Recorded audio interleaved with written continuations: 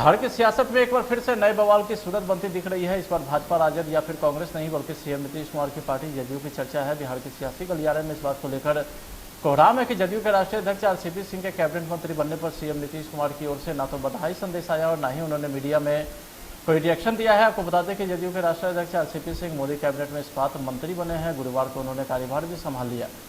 लगातार उन्हें ट्विटर और अन्य माध्यम से बधाई भी मिल रही, लेकिन जदयू में नंबर 2 के नेता माने जाने वाले आरसीपी सिंह को बिहार के मुख्यमंत्री नीतीश कुमार से अभी तक कोई बधाई संदेश न मिलने से सियासी मायने निकाले जाने लगे हैं। भाई वीरेंद्र जी, पिछली बार नीतीश कुमार नाराज हो गए थे, 1 सीट मिल रहा था, और इस बार खुशी खुशी इजहार कर रहे हैं और यहाँ तक कि बधाई भी नहीं दे रहे हैं जिनको मंत्री पद मिला है।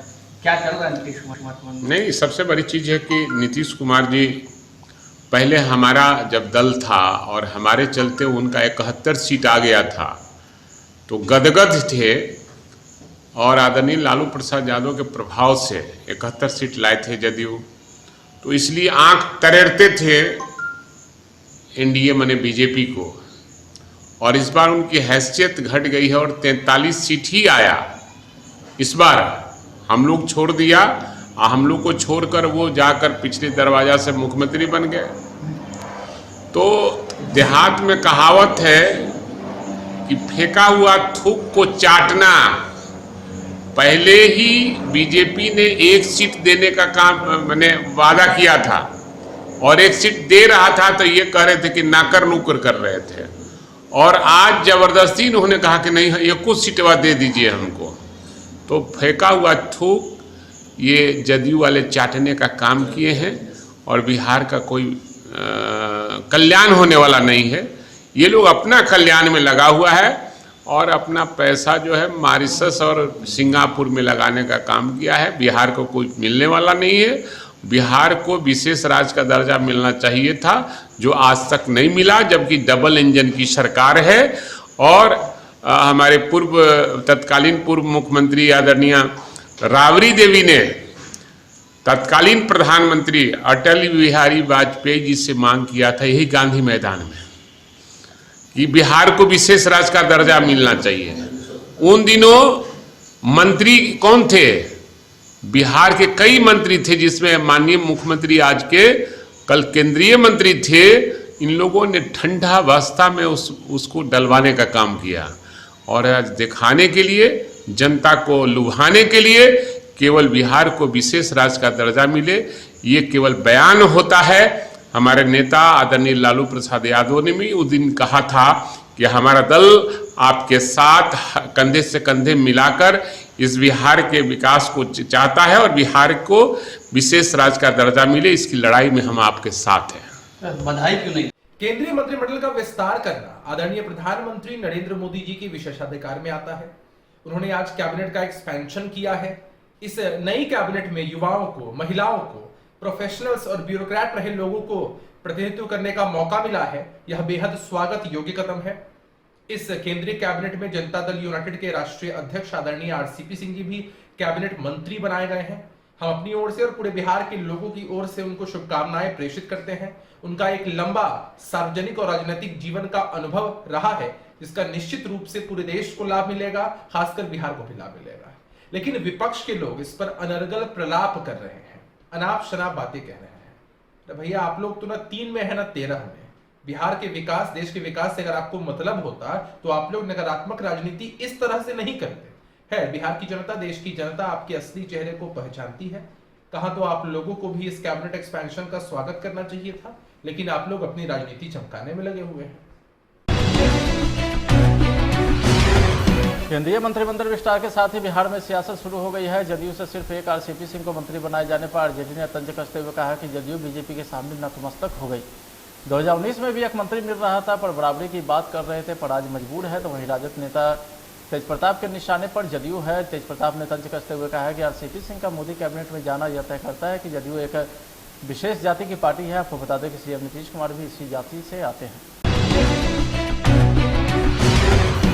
पटना डीएम डॉक्टर चंद्रशेखर सिंह के द्वारा बाढ़ नगर परिषद के वार्ड नंबर 19 को टीकाकरण मुक्त वार्ड घोषित करने तथा हितधारक के साथ समीक्षा बैठक को लेकर के बाढ़ नगर परिषद पहुंचे। बाढ़ पहुंचने के बाद सर्वप्रथम उन्होंने टीकाकरण मुक्त वार्ड घोषित किए जाने पर वार्ड नंबर 19 का दौरा किया। वार्ड के मछट्टा और वैष्णो धाम मंदिर के पास आम नागरिक खासकर वृद्ध माता के द्वारा जिलाधिकारी महोदय को फूलमाला पहनाकर भव्य स्वागत किया गया। तत्पश्चात जिलाधिकारी महोदय ने नगर परिषद परिसर में आयोजित हितधारक के साथ समीक्षा बैठक में हिस्सा लिए। सेकेंड डोज और वैक्सीन की कमी नहीं होगी, हम लोग उपलब्ध कराएंगे। ठीक है सर, एक निवेदन था। ये नगर परिषद बाढ़ क्षेत्र में हम लोग जो है आए हैं और यहाँ टीकाकरण अभियान की समीक्षा किए हैं, कोरोना टीकाकरण का। और हम लोगों ने देखा है कि वार्ड नंबर 19, वार्ड नंबर 7 ये पूरी तरह से टीकाकृत हो चुका है। और वार्ड में घूम करके भी हम लोगों ने देखा है, लोगों से बातचीत किया है और अधिकांश लोगों ने टीका ले लिया है। कुछ लोग गिने चुने लोग बचे हैं जिनका कारण है या तो वो पॉजिटिव हो गए थे या यहाँ नहीं रहते हैं। इस प्रकार 2 वार्डों को आज टीकाकृत घोषित किया गया है। वार्ड नंबर 17 में भी मुश्किल से 140 लोग बचे हैं जिनका आज टीकाकरण चल रहा है, आज और कल 2 दिन में हो जाएगा। और बाकी पूरे नगर परिषद क्षेत्र में कुल 27 वार्ड हैं बाढ़ नगर परिषद क्षेत्र में, और उसमें सभी वार्ड पार्षदों के साथ हम लोगों ने मीटिंग किया है। उन लोगों ने आश्वस्त किया है कि 1 सप्ताह के अंदर हम लोग इसको टीकाकृत कर देंगे। अगर हमको 14 टीम मिल जाए और टीका मिल जाए, हम लोग 14 टीम उपलब्ध करा रहे हैं और सभी वार्डों में सर्वेक्षण का कार्य लगभग पूरा हो चुका है। जो बचे हुए लोग हैं उनको हम लोग 1 सप्ताह के अंदर टीकाकृत कर देंगे। और उद्देश्य हम लोगों का लक्ष्य है कि 15 जुलाई तक हम लोग बाढ़ नगर परिषद को पूरी तरह से टीकाकृत घोषित कर दें। और कारण ये है कि हम लोगों ने देखा था कि पटना नगर निगम क्षेत्र के बाद सर्वाधिक प्रभावित में बाढ़ हमारा नगर परिषद क्षेत्र भी था। यहाँ से बहुत ज़्यादा पॉजिटिव केसेस आए थे और डेथ भी हुई थी, हम लोगों ने देखा था। हम लोगों का प्रयास है और सक्रिय केस बहुत ज़्यादा रहे थे, बहुत दिन तक रहे थे। इसलिए हम लोगों का प्रयास है कि पटना नगर निगम के साथ साथ हमारा बाढ़ जो नगर परिषद क्षेत्र है इसको भी हम लोग जल्दी से जल्दी टीकाकृत घोषित कर दें, ताकि अगर कोई तीसरी लहर आती है तो उसमें कम से कम जान माल की क्षति हो और आम लोगों को भी कम से कम परेशानी हो। हम लोगों ने देखा था कि जो लोग टीका लिए थे दूसरी लहर के दौरान, उनमें बहुत कम लोग संक्रमित हुए कोरोना से, और जो संक्रमित हुए भी उनको ऑक्सीजन की ज़रूरत नहीं पड़ी, ऑक्सीजन सपोर्ट की या हॉस्पिटलाइज होने की ज़रूरत नहीं पड़ी। सामान्य सर्दी बुखार जैसे होता है उस प्रकार से होकर के घर पर ही ठीक हो गया था। वही बातें हम लोगों ने सबको समझाया है, सबको समझा रहे हैं कि टीका लेने के बाद कोरोना सामान्य सर्दी बुखार जैसा हो जाता है, उससे घबराने की ज़रूरत नहीं है, लेकिन टीका जरूर ले लें। अगर कोई अगली लहर आती है उससे बचाव का एकमात्र उपाय टीका ही है। Thank you. पटना में भारतीय जनता पार्टी के राष्ट्रीय अध्यक्ष धनेश्वर महतो ने प्रेस वार्ता कर बताया कि कोरोना काल में जितने भी झोला छाप डॉक्टर थे जिनके ऊपर समाज के लोगों को भरोसा नहीं था, वही झोला छाप डॉक्टर ने कोरोना काल में कई लोगों की जिंदगी बचाने में कामयाब रहे। जो गांव के जो डॉक्टर हैं उन्होंने इलाज बचाई और बहुत से लोगों की उन्होंने जिंदगी भी बचाई, सरकार की भी इलाज बचाई। बहुत से लोग जो हॉस्पिटल नहीं गए, आपने हॉस्पिटल की स्थिति देखा हुआ कि जितने लोग गए वो घर नहीं वापस आए। तो गाँव में सर एक जो गाँव के जो डॉक्टर होते हैं उन्होंने बहुत इज्जत बचाई, उस पर आप क्या कहिएगा? देखिए, तो मेरा आंखों देखा चीज है कि जितने भी आदमी हॉस्पिटल गए वो हॉस्पिटल से नहीं के बराबर लौट के आए, इक्के दुक्के की मैं कहूँगा। तो अब तो ये तो सोचने का विषय बन गया है पूरे देश के अंदर, आम नागरिकों में इसकी चर्चा हो गई है कि आखिर अस्पताल से लोगों को भय क्यों लगने लगा। आखिर कहीं ऐसा तो नहीं कि सरकार ही जनता को मारने के लिए एक ऐसा कोई कदम उठाया हुआ है, क्योंकि झोला छाप डॉक्टरों के पास जो व्यक्ति गया है वो बच गया, लेकिन जो हॉस्पिटल में गया, जिनको डिग्री की मान्यता मिली हुई है, उन्होंने कौन सा सुई दिया पता नहीं, मैं जानता, लेकिन अक्सर आदमियों की मृत्यु हो गई। लेकिन वहीं पे गांव में, जिसे हम झोला छाप कोई तजुर्बे का डॉक्टर नहीं कहते हैं, हकीकत बात है उनके पास डिग्री नहीं है, सरकार की मान्यता नहीं है, लेकिन वो कहीं कंपाउंडरी का ही काम सीख के उन्होंने लाखों करोड़ों आदमियों की जिंदगी बचाने का काम किया। तो मैं तो ऐसा समझता हूं कि इनको, सरकार को सम्मान करना चाहिए, झोला छाप डॉक्टरों की धन्यवाद सरकार को करनी चाहिए। सरकार की लाज भी बचाई, लाज भी बचाई, नाक भी बचाई, सब चीज बचाई, आम नागरिक की जिंदगी बचाई। तो इससे बड़ा और कोई उपकार हो नहीं सकता किसी की जान बचाना। सरकार ने तो लोगों की जान लेने में कोई कोर कसर नहीं छोड़ी। वहीं प्राथमिक स्वास्थ्य केंद्र की भी स्थिति। बिहार के राजधानी पटना के एक होटल में गैंगरेप की वारदात को अंजाम दिया गया है। पीड़ित नाबालिग लड़की के दोस्त पर सामूहिक दुष्कर्म करने का आरोप लगा है। बताया जा रहा है कि धोखे से गर्लफ्रेंड को होटल में बुलाकर उसके दो दोस्तों ने उसके साथ गैंगरेप किया। घटना पाटलिपुत्र थाना के इंद्रपुरी रोड नंबर स्थित होटल ग्रीनलैंड में हुई है। घटना के बाद नाबालिग पीड़ित ने ही पुलिस को फोन कर मामले की जानकारी दी और पूरी आपबीती सुनाई है। पाटलिपुत्र थाना की पुलिस होटल पहुंची और 2 युवकों को गिरफ्तार करने के साथ पीड़िता को थाना लेकर आ गई है। पीड़िता के बयान पर रंजान और परवेज नाम के 2 युवक के खिलाफ रेप और पॉक्सो एक्ट की धारा के तहत केस दर्ज किया गया है।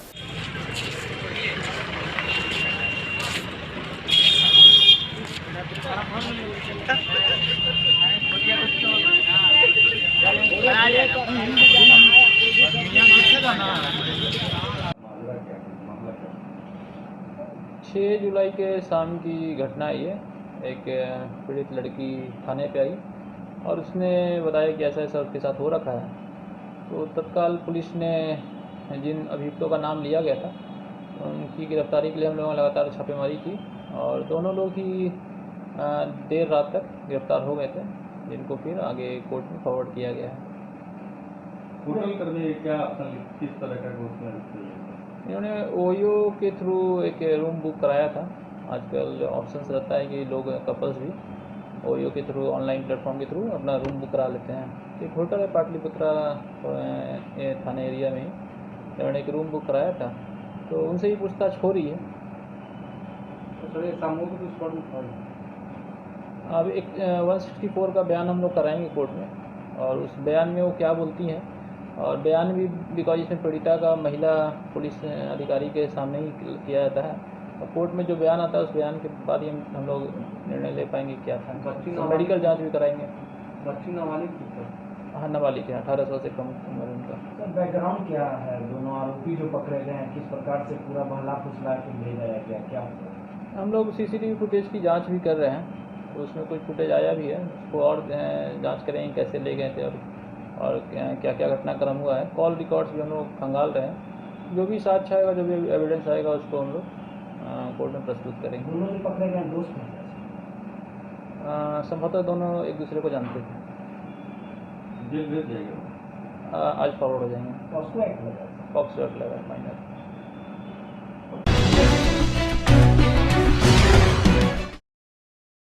खबर सासाराम से है। सासाराम के नगर थाना क्षेत्र के करण सराय मोहल्ले से एक महिला अपने 3 बच्चों को छोड़कर प्रेमी के संग फरार हो गई है, तो वहीं अपने एक बेटे को साथ ले गई। महिला के पति संजय कुमार ने बताया कि उसकी पत्नी का फेसबुक पर किसी युवक से प्रेम संबंध हो गया था, जिसे लेकर हमेशा विवाद होता था। कई बार दंपति के बीच इस बात को लेकर झगड़ा भी हो चुका है।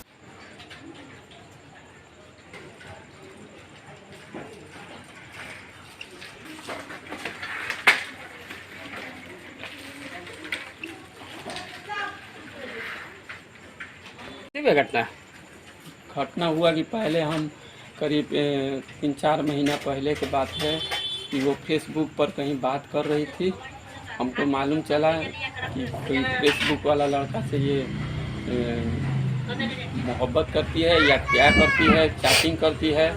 और हमने नंबर को तलाशा तो उस दिन हमने नंबर को उसको निकाला, फिर उस नंबर से हमने बात किया अपने दूसरा मोबाइल से, तो उस मोबाइल से उससे गाली गलौज खूब हुआ और अपना पता आनी कानी करने लगा देने में, और ऊपर से गाली गलौज भी किया। और उसके बाद मैंने उसका नंबर सेव कर दिया। फिर हम लोग का इसको हमने दबाव बनाया, काहे ऐसे करती है, क्यों फाजुल काम करती है, अपना घर में बच्चों में ध्यान लगा तो इधर उधर बैठते चलती थी, कोई बात सुनती नहीं थी बढ़िया से मेरा, और लापरवाही ज़्यादा बरतती थी। ब्यूटी पार्लर में रहने के लिए बहुत जिद किया, तो मैंने ब्यूटी पार्लर में किसी भी तरीक़ा से अपने ही से वो मेरी बड़ी लड़की को लेकर 2-3 ब्यूटी पार्लर में गई, बातचीत करने लगी कि हमको सीखना है ब्यूटी पार्लर। तो एक ब्यूटी पार्लर है जो न्यू प्लाजा, तो उसमें जाकर अपना बात की कि 4,000-5,000 6,000 रुपया भी दे दी। उसके बाद रोज़ रेगुलर आना जाना था उसका। और एक घर मोबाइल उसी दिन से लेना बंद कर दी थी, जिस दिन से हमने उसको डाटा था बोला था, उस दिन से मोबाइल लेना बंद कर दी। वीवो मोबाइल मेरा 2 सिम था, दोनों सिम एक मोबाइल में कर दिया। मैंने मोबाइल लिया था बच्चों को पढ़ने के लिए ऑनलाइन, और वो ऑनलाइन से बात करती थी। जब मैंने दबाव बनाया तो वो फिर सही सलामत सब कुछ ठीक ठाक चलने लगा। और उसके बाद क्या हुआ कि जब मैं ब्यूटी पार्लर गया तो रोज सुबह और शाम मतलब साथ में उसको ले आने के लिए जाता था शाम को, तो बोलती थी मेरे पीछे मत आया करो, मेरे पीछे आएगो तो ठीक नहीं है। शादी कितने साल पहले हुई थी आपकी? शादी मेरा तो ये बता नहीं सकते हैं, मेरा 12 बरस की लड़की होगी और 10 या 12 बरस की लड़की है बड़ी। और शादी का मतलब कि जैसे ही मेरा शादी हुआ वो मतलब 9 महीने के अंदर जो होता है वो ये बड़ी लड़की की। कहाँ की घटना है? ये घटना है सासाराम मोहल्ला करण सराय फल मंडी गुरुद्वारा के पीछे। कौन थाना है? टाउन थाना। थाना में आवेदन दिए थे, क्या हुआ अभी तक? क्या आवेदन दिए थे, पहले तो हमने सनहा दिए थे। सनहा में फिर 3-4 दिन के बाद मैंने गया था थाने पर, सनहा लिखवाया था। सनहा में देकर मैं चला आया, फिर अपना खोज में लग गया। मैं अकेला आदमी कमाने वाला, बच्चे को पालूँ कि उसके लिए खाना बनाऊँ कि मैं क्या करूँ, उसको ड्रेस पहनाऊँ, मैं अकेला क्या करता। इसलिए मैं ज़्यादा तो इधर उधर जितना हमको सपरा अपना हितगण मेहमान। मतलब थाना पे FIR हुआ कि नहीं अभी तक? अभी तो हमने आवेदन दिया है, वो आवेदन बड़े बाबू के पास गया है। बड़े बाबू के यहाँ हम जाते हैं, आज 2-3 दिन से जा रहे हैं तो उनसे भेंट नहीं हो जा रहा है। कभी निकल जाते हैं और कभी 2 घंटा 4 घंटा बैठते भी हैं वहाँ, तो भेंट नहीं हो पाता है। आज उनको गायब हुए कितने महीने हो गए? उनको 19 तारीख को वो गई है शाम 5 साढ़े 5 के लपेट में। कौन महीना? महीना 5वां महीना है, मई में। हाँ, लेकिन अभी तक कोई थाना से कार्रवाई नहीं हो पाया? थाना से तो मैंने सलाह दिया था। FIR के लिए भी आवेदन दिया, अभी तक क्या हुआ उस पर? आवेदन के लिए अभी कुछ नहीं हुआ, अभी हमने आवेदन इधर ही दिया है। क्या नाम पड़ेगा आपका? मेरा नाम संजय कुमार है और वाइफ का नाम सरोज देवी है। मोबाइल से ज़्यादा चैटिंग वगैरह करती। सुपौल पुलिस अधीक्षक मनोज कुमार ने अपने दल बदल के साथ जदिया और त्रिवेणीगंज थाने का औचक निरीक्षण किए हैं। निरीक्षण के दौरान थानाध्यक्ष सहित सभी पुलिस पदाधिकारी मौजूद रहे। पुलिस अधीक्षक ने थाने में लंबित कांडों का निरीक्षण किया और विधि व्यवस्था के बारे में जानकारी भी प्राप्त की, जिसके बाद एसपी ने कई क्षेत्र में खुद जाकर भ्रमण किया और विधि व्यवस्था को लेकर जानकारी भी लेते दिखे।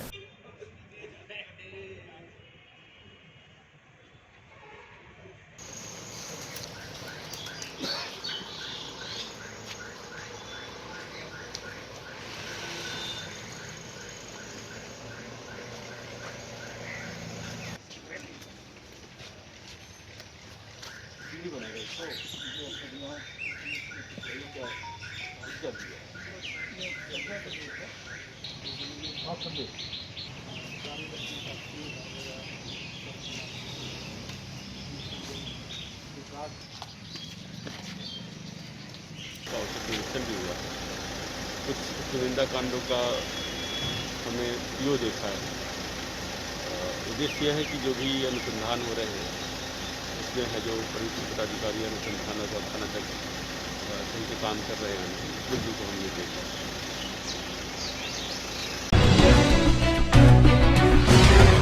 पटना के राजीव नगर थाना क्षेत्र के चंद्र विहार कॉलोनी में एक बेबस महिला को उसके 2 नाबालिग बच्चियों के साथ, जिसकी उम्र 11 और 14 साल है, अलग सुबह कुछ दबंग लोगों ने उसके घर में घुसकर सभी के साथ मारपीट कर उसको घर से निकाल दिया है। उनका सारा सामान घर से बाहर फेंक दिया है और मोबाइल को नाले में फेंक दिया। बच्चियों का कहना है कि एसएसपी कार्यालय वहाँ गई लेकिन पुलिस नहीं सुनती है। आश्चर्य की बात है कि नाबालिग दोनों बच्चियाँ करीब 5 घंटे से सड़क पर हैं और पुलिस के द्वारा अभी तक मामले में कोई संज्ञान नहीं लिया गया है। तो वहीं नाबालिग बच्ची का कहना है कि मेरे पिता कई बार बड़े गैर कानूनी और जाली नोटों के मामले में जेल भी जा चुके हैं। क्या नाम है? मेरा नाम शहनाज है।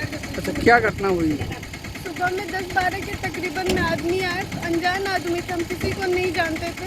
वो लोग मेरे घर में घुस के मेरी मम्मी को हमको बहुत मारे हैं। अब हम लोग का फ़ोन छूट दिया, मेरी मम्मी का हाथ पर बांध के मुंह दबा दिए थे, जान से मारने की कोशिश कर रहे थे।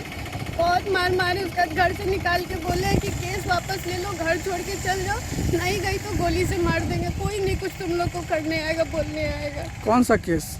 पॉक्सो एक्ट में मेरे साथ मेरे पिताजी ने बलात्कार किया था तो उसी पे केस किया हुआ था, वही केस वापस लेने के लिए बोल रहे थे मुझे। कितना दिनों से धमकी दे रहे हैं? बहुत दिनों से, इससे पहले भी ये कांड हो चुकी है। घर में ताला काट के घुसे थे, बहुत मारपीट किए थे, कपड़ा उपड़ा फाड़ दिए थे, बहुत सारे मतलब कि गलत हरकत कर रहे थे। उसके बाद कोई कुछ नहीं बोला, ना थाना प्रशासन कुछ किया। आज भी थाना आया, कोई कुछ नहीं बोला, वापस चला गया लौट कर। कितने देर से यहाँ पे खड़ी हो? हम लोग सुबह ही से यहाँ पे खड़े हैं, 4-5 घंटे से यहाँ पर खड़े हैं हम लोग। अच्छा, ये बलात्कार का मामला कब आया था सामने? ये क्या बोलते 18 में आया था। क्या उसके खिलाफ महिला थाना में कंप्लेन किए थे, उससे इसी समय से हम लोग को ऐसा किया जा रहा है। FIR दर्ज हुई थी? जी हुई थी महिला थाना में। यहाँ पे राजीव नगर थाना नहीं दर्ज किया था, तो जाके महिला थाना में हमने दर्ज किया था। तो पिताजी को अभी तक पुलिस क्यों नहीं गिरफ्तार किया? वो सब वो बोलते हैं कि पुलिस प्रशासन मेरे जेब में है, कोई कुछ नहीं मेरा करेगा, तुम लोग को मार के फेंक देंगे, कोई कुछ नहीं बोलने आएगा तुम लोग को। अरेस्ट वारंट भी निकला हुआ है? हाँ, 2020 में जनवरी में उनका अरेस्ट वारंट निकला हुआ है। हम लोग हमारी जो इन्वेस्टिगेशन ऑफिसर है उनको कई बार बोले तो वो बोलती है कि आप चलिए हमारे साथ में, खुद से नहीं जाती है। वो हमको जान से मारने की हमेशा धमकियाँ देते रहते हैं, कभी कुछ नहीं कोई करने आता है। माँ कहाँ गई? माँ तो अभी सीनियर SP के पास गई हुई है कि हमें घर। सुबह में कितने बजे ये लोग आए थे? सुबह में 5 बजे आए थे ये लोग। उस समय से रोड पे खड़ी हो? हाँ, तो उसी समय से रोड पे कर रहे हैं हम लोग। मोहल्ले में भी कोई कुछ नहीं, सामने उन लोग को बोलने आया है। कितना मारा था हम लोग को, मुंह दाब के जान से मार रहा था, कोई कुछ नहीं बोलने आया है। सुबह 5 बजे हम सोए हुए थे, गेट खोल के, मेन गेट खोल के, 2-3 गो रेंटर है मेरा। हम गेट खोल के जैसे अंदर जाके लेटे हैं, मेरी बेटी लोग ताला खोलने के लिए शटर का ताला खोल रहे थे। किराना दुकान है मेरा, उसका शटर खोल रहे थे। बेटी दोनों को शटर के अंदर लॉक करके रखा है और हमको जाके हाथ पर बिछाने पे सोए हुए थे, हाथ पे मुंह बांध दिया है। देखिए पूरा एकदम कस के नरटी दाब के पूरा डंडा से मुत्ता से कुत्ती से खूब मारपीट किया है। और उसके बाद बोल रहे सारा हार्ड डिस्क टीवी जितना मेरा लगा हुआ है सबको नोच दिया। अलमारी से जितना मेरा पैसा कौड़ी जेवर जत्ती है सबको जाके तहस नहस कर दिया है और लेके निकल गया। तब जाके हमको मुंह बांध के बाहर में करेगा मादर चुत बाहर चल, बाहर में खाली कैसो निकाल के फेंक दिया है। तो हम घसीट के यहाँ आए थाना में।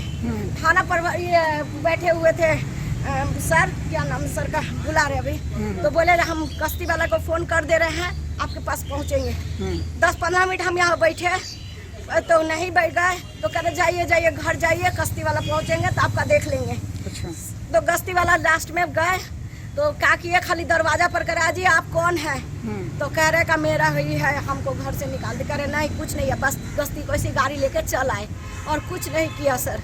दोनों माए बेटी, तीनों माए बेटी बाहर में मोबाइल से लेके सब कुछ उन लोग के हवाले। मेरे पास कुछ नहीं, नाइटी के अलावा पहने हुए जो रात में सोए थे, क्योंकि सुबह नहाने के बाद ही हम कपड़ा पहन के दुकान पे। अभी आप कहाँ गए थे?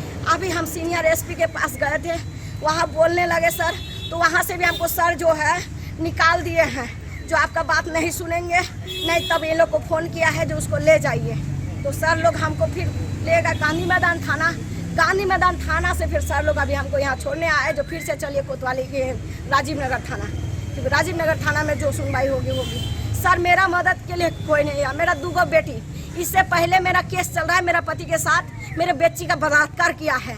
आज से 2 साल से मेरा पति भागे हुए हैं, 2018 से भागे हुए हैं, उनका वारंट निकला हुआ है, गिरफ्तार नहीं हुआ है, ना ही कुछ कोई कहीं से सुनवाई हो रहा है, ना ही अभी तक हुआ। हम सर पार्लर, किराना दुकान और छोटा मोटा कपड़ा बेच के हम यहीं पर परवरिश कर रहे हैं बच्ची दोनों का। इसके अलावा कुछ नहीं मेरा साधन है। जो घर बनाए हैं, हम डांसर लड़की थे, हम एल्बम भोजपुरी पिक्चर में पहले काम करते थे। 2016 के बाद घर जब से हम बनाना स्टार्ट किया, हम सब कुछ छोड़ दिए हैं और हम छोड़ के बच्ची लोग का परवरिश करने लगे हैं। कौन सा जगह पे रहती हैं? ये राजीव नगर चंद्र विहार कॉलोनी में सर हम रहते हैं। आज जो हमको स्थिति से बाहर कर दिया सर, नहीं होता है। बेटी की उम्र क्या है? एक मेरी उस टाइम मेरी बेटी के साथ जब बलात्कार हुआ था 13 साल उम्र था, एक बच्ची का मेरा 9 साल उम्र था। अभी के डेट में मेरा बच्ची लोग 13 साल की हो गई है। ये लोग मारपीट कौन किए हैं? ये सर कोई ललित विजय गुंडा भेजा है। अच्छा। कह रहे हैं आपका मकान हम 1.5 साल पहले खरीद लिए हैं, घर खरीद लिए हैं, तो आप खाली करिए। ना कोई बात, ना कोई कुछ। हमें सिर्फ एक दिन प्रशासन गए, बोले जो आपका ये के जांच करने आए हैं कोई ये केस किया है 44 लगाने के लिए। तो हम बोले सर किस चीज़ का कौन बेचा? तो कह रहे का ये लोग पेपर कोई बना दिया, हम नहीं जानते हैं, ना ही किसी से कुछ लेना है ना देना है ना बातचीत है सर। और तब हम SDO इनके पास बोले सर हमको कुछ दीजिए जो हम सबूत जानेंगे ना कौन क्या किया नहीं किया, किसने साइन किया। इन्होंने हमें कोई प्रूफ नहीं दिया ना कुछ दिया। मतलब आपके पति फरार चल रहे हैं? फरार है। मकान भी बेच दिए? कह रहे का मकान बेच दिया सर, बेचा कि नहीं हम आज तक नहीं जानते। हम ये लोग के भी कोई अगर हमको बोला है। आपके पति का नाम क्या है? आकरुज जमा खान, यूपी के रहने वाले हैं। अच्छा। और वहाँ पर उसका 2 बेटा, मेरे दोनों उसका बेटा दोनों भी मेरे बच्ची के साथ गलत किया था, इसमें सारा रिपोर्ट लिखा हुआ है। तो आप लोग की शादी लव मैरिज हुई थी क्या? नहीं सर, हम डांसर थे, हमको ये उठा के ही शादी किया था, निकाह पड़ा था फुलवाड़ी शरीफ में। अच्छा। उसके लिए भी हम कह देते हैं क्योंकि हम झूठ कभी नहीं बोले हैं ना आज तक बोलेंगे, क्योंकि हम 2 बच्ची लेकर जीना चाहते सर। हम लड़ाई झगड़ा किसी के साथ नहीं किए हैं ना सर करना चाहते हैं। क्या नाम है आपका? मेरा जैस्मिन नाम है सर। मैं ये चाहती हूँ 2 बच्ची को लेकर अगर मैं जी रही। खबर राजधानी पटना से है, जहां 8 जुलाई को आर्ट एवं क्राफ्ट कॉलेज के पास जन अधिकार महिला परिषद के द्वारा हल्ला बोल प्रदर्शन किया गया। आपको बता दें कि पेट्रोल और डीजल की कीमत में हो रही बेतहाशा वृद्धि के साथ खाद्य पदार्थ और रसोई गैस के मूल्य में भी लगातार हो रही वृद्धि के खिलाफ जन अधिकार महिला परिषद ने जमकर प्रदर्शन किया। आपको बता दें कि प्रदर्शन के दौरान महिलाओं ने या कैसे सरकार आई, कमरतोड़ महंगाई लाई समेत कई नारे केंद्र सरकार के खिलाफ लगाए।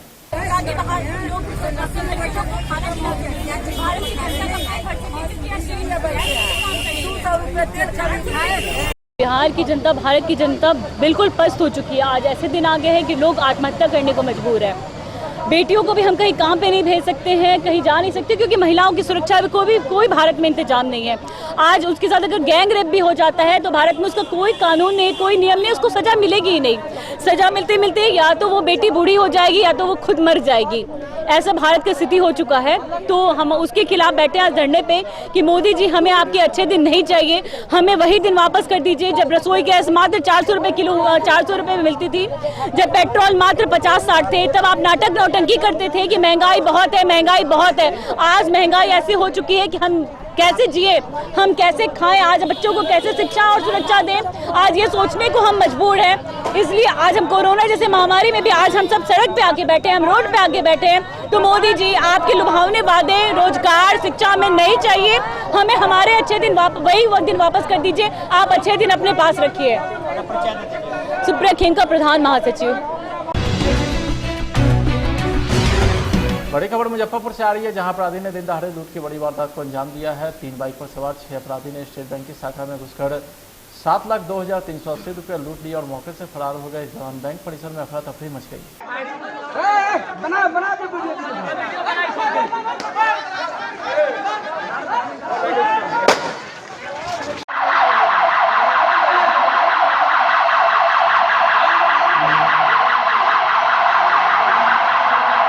अपने लोगों ने भी यही मरा लिए का मारबो कल मर रहे हैं गोली मारा है।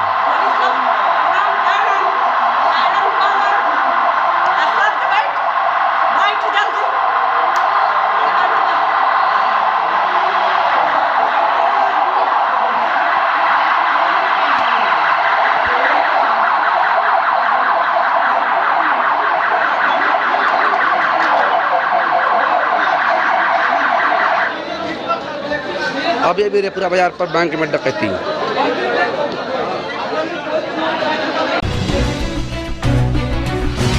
मुजफ्फरपुर में पेट्रोल, डीजल और गैस की कीमतों में लगातार हो रही वृद्धि के खिलाफ जमकर प्रदर्शन किया गया। शहर के खुदीराम बोस स्मारक स्थल के समीप ऑल इंडिया किसान समन्वय समिति के द्वारा सरकार के खिलाफ प्रदर्शन किया गया। गैस सिलेंडर को लेकर संगठन के लोगों ने केंद्र सरकार की महंगाई नीति के खिलाफ अनोखा प्रदर्शन किया है। कार्यकर्ता ने सिर पर गैस सिलेंडर लिया और मोटरसाइकिल पर गैस सिलेंडर को बांधकर विरोध जताते देखे गए।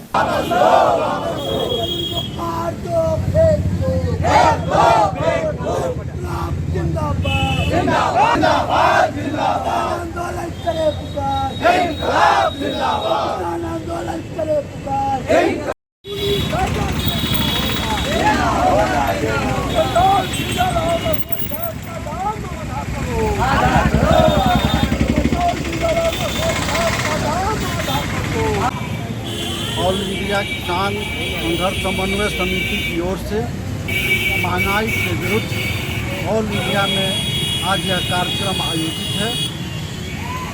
डीजल, पेट्रोल और घरेलू गैस पर अप्रत्याशित लगातार कीमतों में वृद्धि होती जा रही है, जिसके कारण आवाम की ज़िंदगी बिल्कुल तबाह होती जा रही है। इसके विरुद्ध ऑल इंडिया किसान संघर्ष समन्वय समिति ने पूरे भारतवर्ष में आज महंगाई के विरुद्ध आंदोलन करने का निर्णय लिया है।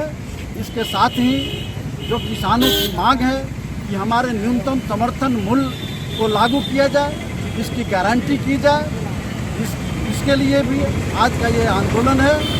सरकार को ये तीनों काले कृषि कानून को वापस लेना चाहिए। इस पर जो हमारे किसान संघर्ष समन्वय समिति की लड़ाई जारी है, वो जब तक ये तीनों काले कानून वापस नहीं होंगे ये आंदोलन चलता रहेगा, चाहे यह जब भी सरकार माने। आज इसी बात के लिए पूरे क्या परिचय हुआ? मेरा नाम चंद्रमोहन प्रसाद और ऑल इंडिया किसान फेडरेशन। दिन का ही बात रही, उन्होंने तो 3-4 मुद्दा लाया था, जिसमें अच्छे दिन भी थे। 2 करोड़ नौजवानों को प्रत्येक वर्ष रोजगार देने की बात थी और विदेश से काला धन लाने की बात थी। वादा तो उन्होंने जितना किया वो सारे सच करके दिखा रहे हैं, जो जनता देख रही है। 1-2 आंख से नहीं, 4 आंख से देख रही है। हम आते हैं, हम गैस के मने बात पर हम आते हैं। तो इन्होंने 2014 के लोकसभा चुनाव में ये सरकार कही थी कि प्रत्येक महिला की जो आंखों में आंसू आती है खाना बनाने के समय में, जो लकड़ी चूल्हा पर खाना बनाती हैं, उनकी आंखों की आंसू जो है वो पोंछने का काम मैं करूंगा अगर मेरी सरकार बनती है तो। और जनता इसी आशा भरी निगाहें से जनता जो है उनको बहुमत में ला करके सरकार बनाने के लिए केंद्र में जो है बहुमत से जिताई। और आज आए दिन रसोई गैस, डीजल और पेट्रोल की दाम बढ़ती जा रही है।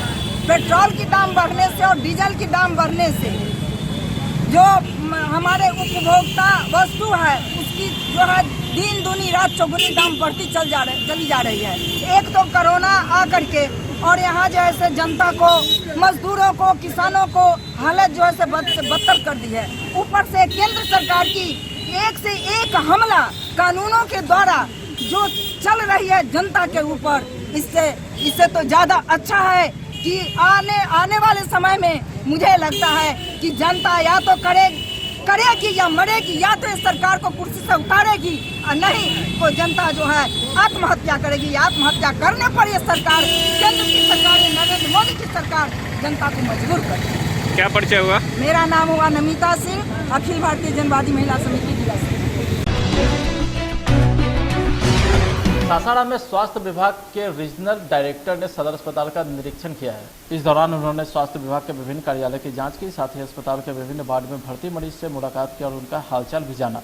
साथ ही अस्पताल में मिल रही सुविधा का भी जायजा लिया। ब्लड डोनेशन कैंप कौन बोल रहे हैं? कौन हुई है उनको हमने नोट कर लिया है। उसके लिए हम लोग अपना रिपोर्ट देंगे और सीएस को हम लोग ने ऑर्डर दे दिया है कि जो जो कमी हुई है उसको रेक्टिफाई करके ठीक कीजिए कि आगे में पेशेंट और अटेंडेंट किसी को दिक्कत नहीं हुई है। उनको हमने नोट कर लिया है।